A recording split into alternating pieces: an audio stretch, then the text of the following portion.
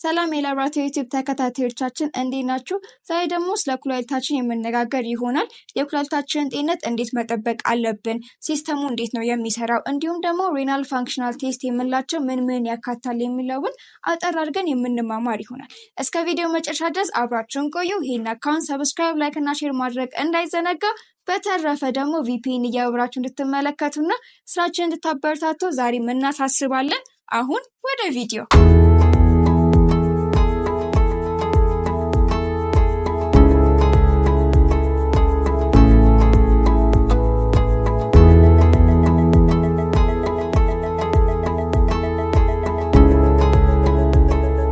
ኩላሊታችን የቦሎቄ አይነት ቅርጽ ነው ያለው።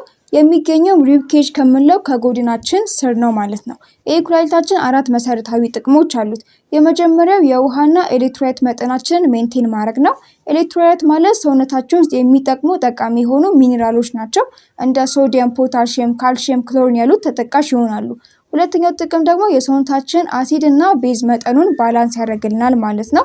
የሶስተኛው የኩላሊት ጥቅም ደግሞ የማያስፈልጉ ነገሮችን ከደማችን ውስጥ አጣርቶ ከሰውነታችን እንዲወገድ ያደርጋል። የመጨረሻው ደግሞ እነዚህ ጠቃሚ ነገሮች ከሚወገደው ፈሳሽ ውስጥ ከተገኙ መልሶ ወደ ሰውነታችን እንዲመለስ በማድረግ ሪአብዞርቤሽን ይሰራል ማለት ነው። ስለዚህ የኩላሊታችን ስራ በአጠቃላይ ደማችንን አጣርቶ የማያስፈልጉ ነገሮችን ከሰውነታችን ማስወገድ፣ ኢንኬዝ ደግሞ የሚጠቅሙ ነገሮች ካሉ ወደ ሰውነታችን ሪአብዞርብ አድርጎ መመለስ ነው ማለት ነው። ታዲያ ኩላሊታችን ላይ ጫና የሚፈጥሩ ነገሮች ምንድን ናቸው? የመጀመሪያው በቂ ውሃ አለመጠጣት ነው። ኩላሊታችን በየደቂቃ 120 ሚሊ ሊትር የሚሆን ፈሳሽን ታጣራለች። የሚያጣራው እንግዲህ ግሎሜሩለስ የምንለው ነው። ይሄ ግሎሜሩለስ ሰሌክቲቭ አይደለም፣ በሳይዝ ነው የሚያጣራው። ሎ ሞለኪውላር ዌት ያላቸው ሰብስታንሶችን ዌስቴጅ ናቸው አያስፈልግም በማለት እንዲወገዱ ያጣራቸዋል ወይም ደግሞ ፊልትሬት ያደርጋቸዋል ማለት ነው። ከዛ በኋላ ፒሲቲ እና ኮሌክቲንግ ዳክት የምንላቸው አሉ። እዚህ ውስጥ ደግሞ ሪአብዞርቤሽን ነው የሚካሄደው። ከነዚህ ሎ ሞለኪውላር ዌት ከሆኑት ሊወገዱ ከተዘጋጁት ውስጥ ለሰውነታችን የሚያስፈልግ ነገሮች ካሉ ሪአብዞርብ ተደርገው ወደ ሰውነታችን ይመለሳሉ ማለት ነው። ስለዚህ ፒሲቲ ብዙ ጊዜ ሶዲየምን ሪአብዞርብ ያደርግልናል።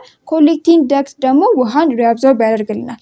ታዲያ በቂ ውሃ በማንጠቀምበት ጊዜ ሰውነታችን ዳይሌሽን ስለሚያጋጥመው የተወሰነ ውሃ ወደ ሰውነታችን እንዲመለስ ለኩላሊት መልእክት ይደርሳታል ማለት ነው። በዚህ ምክንያት ኮሌክቲንግ ዳክት የተወሰነ ውሃ ወደ ሰውነታችን ሪአብዞርብ እያደረገ ይመልሰዋል። በዚህ ወቅት የሚፈጠረው ሽንት ኮንሰንትሬትድ ስለሆነ የሽንት ቧንቧ ኢንፌክሽን እንዲፈጠርና አልፎም ደግሞ የኩላሊት ጠጠር እንዲመጣብን ምክንያት ይሆናል ማለት ነው። ሁለተኛው ደግሞ ሽንታችንን በምንወጥርበት ሰዓት የሽንት ከረጢታችን ሳይዙ እየሰፋና እየተለጠጠ ስለሚመጣ ሽንታችንን በምንሸናበት ሰዓት ሙሉ ለሙሉ ፈሳሹ ከሰውነታችን አይወገድም።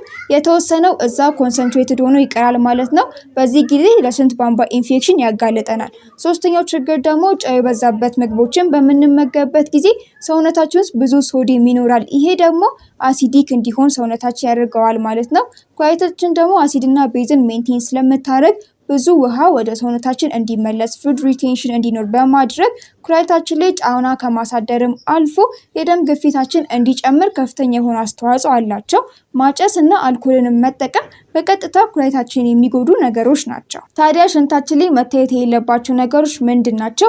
የመጀመሪያው ግሉኮስ ነው። ሰውነታችን ውስጥ የግሉኮስ መጠን ከ180 ሚሊግራም ፐር ዴሲሊትር ካልበለጠ በስተቀር ኩላሊታችን አታጣራው ማለት ነው። ስለዚህ የጤነኛ ሰው ኔጌቲቭ ነው የሚሆነው። የስኳር ታይምሽ ላይ ብቻ ነው ግሉኮስ ሊታይ የሚችለው። ሁለተኛው ደግሞ አርቢሲ ነው። የጤነኛ ሰው ላይ ከ1 እስከ 5 አርቢሲ ልንመለከት እንችላለን። ነገር ግን ከዛ ከበለጠ ይሄ ኪድኒ ብሊዲንግን የሚያሳይ ነገር ነው። ኩላሊታችን እየደማች እንደሆነ አመላካሽ ነው ማለት ነው። ቀይ ደም ሴሎችም አይታዩም። ሶስተኛው ደግሞ ደብሊቢሲዎች ነው። ደብሊቢሲዎች አሁንም ኢንፌክሽን እና ኢንፍላሜሽን ከሌለ በስተቀር ሽንት ላይ የሚታዩ ነገሮች አይደሉም። ከ1 እስከ 5 ግን ኖርማል በሚባል ሬንጅ ውስጥ ያሉ ነገሮች ናቸው። አራተኛው ደግሞ ፕሮቲን ነው። ፕሮቲን በዋነኝነት አልቡሚን የምንለው ሽንት ላይ አይገኝም። ይህም ሳይዙ ከፍ ያለ ስለሆነ ነው። ነገር ግን ፕሮቲን ሽንታችን ላይ ከተገኘ ካስት ፎርሜሽን ሊኖር እንደሚችል ሰስፔክት አድርገን በደንብ ካስት ካለ እንፈልጋለን ማለት ነው። በአምስተኛ ደረጃ ደግሞ ኬቶንን ነው የምንመለከተው። ኬቶን ሽንታችን ላይ ተገኘ ማለት ፋታችን እየተቃጠለ እንዳለ ነው የሚያሳየው። በተለይ እያስመለሱ ቮሚቲንግ ላይ ያሉ ታካሚዎችና እርጉዞች ላይ ሊስተዋል ይችላል። ስለዚህ ኬቶን ከታየ የሚያሳየው ፋት ዲግራዴሽን እንዳለበት ማለት ነው። ስድስተኛ ደግሞ ናይትሬት ነው። ናይትሬት ማለት የባክቴሪያ ሜታቦሊዝም ፕሮዳክት ስለሆነ ናይትሬት ተገኘ ማለት ባክቴሪያ ፖዘቲቭ ነን ወይም ደግሞ የሽንት ቧንቧ ኢንፌክሽን ሊታይብን ይችላል ማለት ነው። ስለዚህ እነዚህ የዘረዘርናቸው ሁሉ ጤነኛ ሰው ላይ ኔጌቲቭ ነው የሚሆኑት፣ አይታዩ። ታዲያ የኩላሊታችንን ጤንነት ለመመርመር የሚረዱትን ሬናል ፋንክሽናል ቴስት የምንላቸውና በላቦራቶሪ እንዴት እንደሚሰሩ የምነጋገር ይሆናል። ከታካሚያችን ከቬኑ ደም ከወሰድን በኋላ ሴረም ሰፓሬተር ቲዩብ የምንለውን ቢጫ ቲዩብ በመጠቀም ነው የምንሰራው። እዛ ውስጥ ሳምፕሉን ከጨመርን በኋላ ሳምፕሉ ሲረጋ ክሎዝ ሲያደርግ ሴንትሪፊውጅ ውስጥ እንከተዋለን። ከዛም በኋላ ሴረሙን ወስደን ነው የምንሰራው። ብዙ ጊዜ ለሬናል ፋንክሽናል ቴስት የምንጠቀማቸው ቴስቶች ዩሪያ እና ኬራቲን ናቸው። ከእነዚህም ግን በዘለለ ዩሪክ አሲድ፣ ኤስቲሜትድ ጂኤፍአር፣ ኬራቲን ክሊራንስ የምንላቸው ተጠቃሽ ይሆናሉ። እያንዳንዱን እንግዲህ አጠር አድርገን የምነጋገር ይሆናል። ዩሪያ እንግዲህ የፕሮቲን ኢንድ ፕሮዳክት ነው። ስለዚህ ኢንድ ፕሮዳክት ከሆነ ደግሞ ከሰውነታችን ውስጥ መወገድ አለበት ማለት ነው። የጤነኛ ሰው ከ10 እስከ 50 ባሉት ሬንጅ ውስጥ ይሆናል። ከዚህ ግን ከበለጠ ደማችን ውስጥ ብዙ ዩሪያ ከተገኘ ኩላሊታችን እንደሚያስፈልገው እያጣራች አይደለም ማለት ነው። ይሄ የኩላሊትን ችግር ያሳያል ማለት ነው። ሌላኛው ደግሞ በን የምንለው ነው። ዩሪያና በን ሪሌትድ ናቸው። በንን በ2.14 ስናባዛ ዩሪያን እናገኛለን። ስለዚህ በን ከጨመረ ዩሪያም ይጨምራል ማለት ነው። በንን ለብቻው ካልኩሌት ማድረግ ከፈለግን ዩሪያ ሲካፈል ለ2.14 አድርገን እንሰራለን። ሌላኛው የምርመራ አይነት ደግሞ ኬራቲን ነው።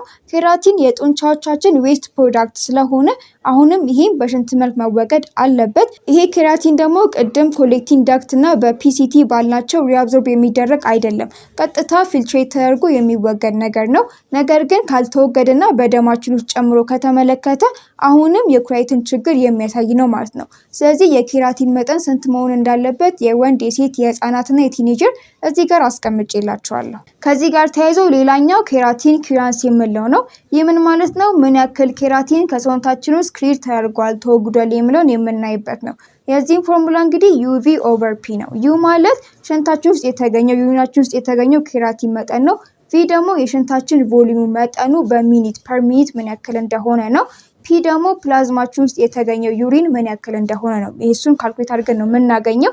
ሌላው ደግሞ ዩሪክ አሲድ ነው።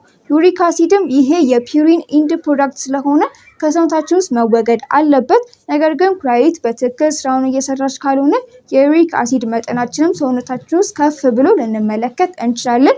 የመጨረሻው ደግሞ ኤስቲሜትድ ጂኤፍአር የምንለው ነው። ይሄ ክሮኒክ የሆኑ የኩላሊት ችግሮችን ቀድመን ለማወቅ የምንረዳበት የምርመራ አይነት ነው። በተለይ ደግሞ ለታካሚዎች ተመራጭ ነው የሚሆነው። ምክንያቱም በይሳት አምጡ የተባለ ሴሌክቲቭ የሆነ ታይም ስለሌለው በየትኛውም በመጣ ሳምፕል መሰራት ስለሚችል ለታካሚዎች ተመራጭ ነው የሚሆነው። ፎርሙላውም እንዴት እንደሚሰራ ረዘም ስለሚል እዚህ ጋር አስቀምጬላችኋለሁ። በዋነኝነት ግን በሕክምና ደረጃ የምንጠቀማቸው ዩሪያና ኬራቲንን ነው።